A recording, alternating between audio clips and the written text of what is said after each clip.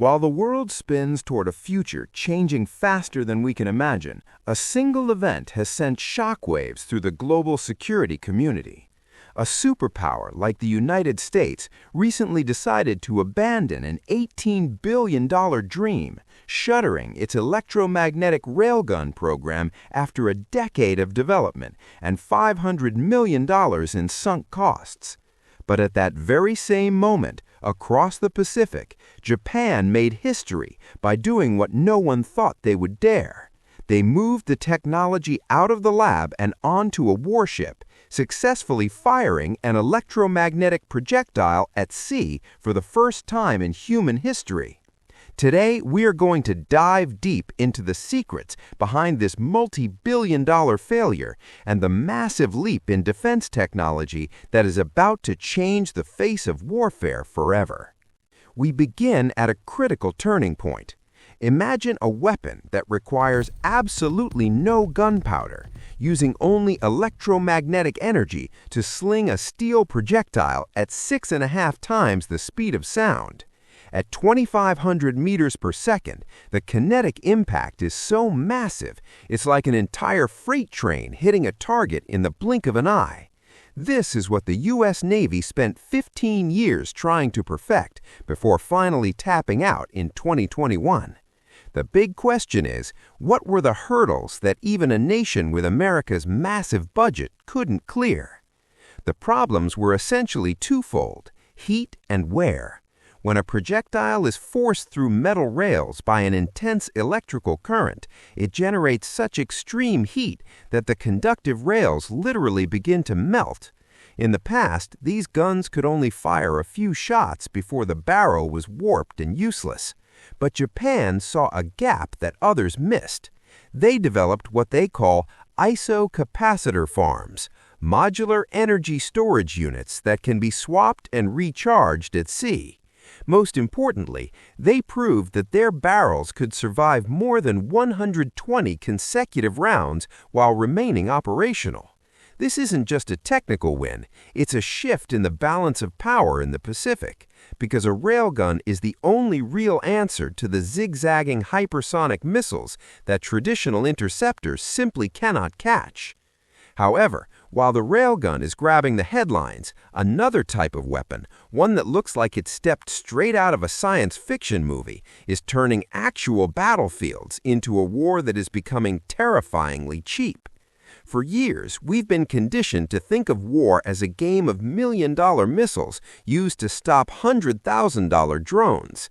Today, Israel and the United States are proving that this logic is completely obsolete. Think about it. What if you could intercept an aerial threat for the cost of about 100 baht, roughly the price of the cup of coffee you're drinking this morning? Israel's system, known as Iron Beam, is set to make this a reality by the end of 2025. With a 100-kilowatt laser, it can burn through drones or missiles at the speed of light.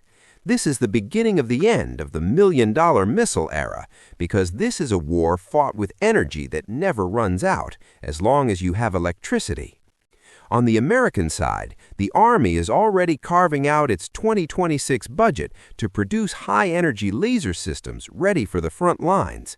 They aren't looking at lab experiments anymore. They are looking for rugged systems that a soldier can repair in the middle of a dust storm. This marks a transition to a strategy focused on peak efficiency and resource management, which aligns perfectly with the shift coming in the new U.S. national defense strategy.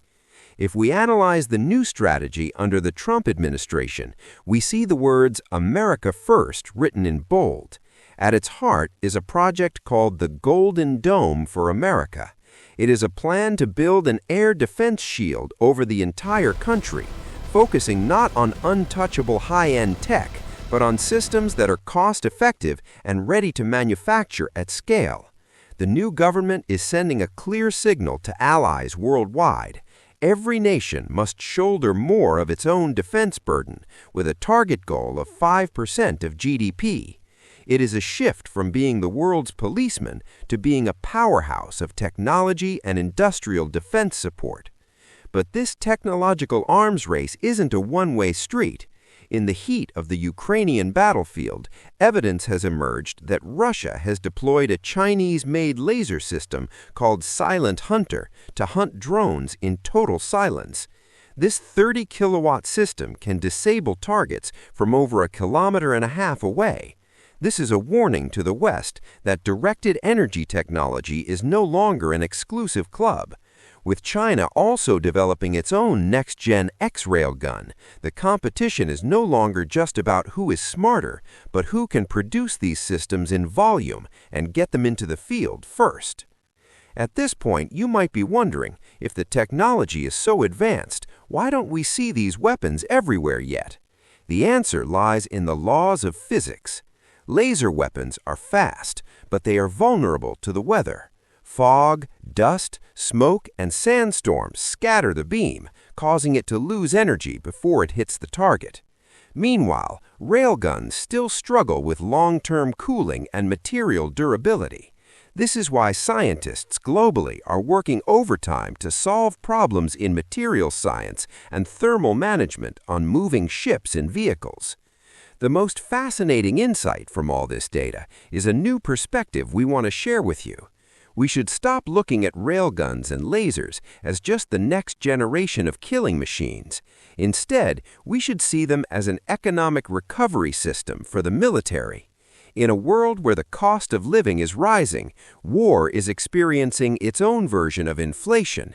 Using a $100 million rocket to kill a $100,000 drone is an accounting failure that can bankrupt a nation over time. These new weapons are built to win the financial war on the battlefield. In the near future, we may no longer see soldiers loading shells and gunpowder.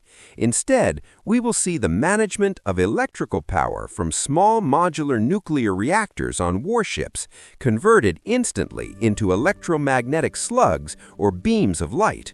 Japan has proven that persistence in solving the small problems, like modular capacitors, can overcome a massive budget that lacks a clear direction. Ultimately, the wars of the next era won't just be about who hits the hardest, they'll be about who can defend themselves at the lowest, most sustainable price. Understanding these technologies isn't just about knowing what scary weapons exist. It's about understanding human adaptation in an era of limited resources and unlimited threats. Whether you're a corporate employee planning a budget or a parent looking at the future of your children in a changing world, the story of the railgun and directed energy is a masterclass in value, efficiency, and the refusal to surrender to a technical hurdle. Thank you for joining us on this exploration of the future of global defense. If you don't want to miss our deep dives into the technologies that are reshaping our world, don't forget to hit subscribe and share your thoughts in the comments below. We'll see you in the next episode, where we'll explore another story that will change the way you look at the world.